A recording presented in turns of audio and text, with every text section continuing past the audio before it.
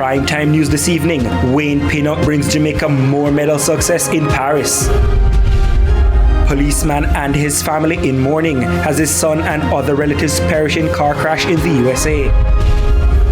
And 2 members of RGR Gleaner Group's leadership among national awardees.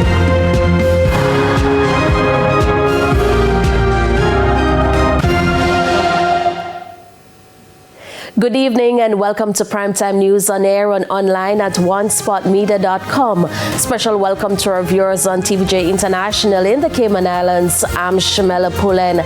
There's also sports and weather in this newscast, so please stay with us. Details right after the break.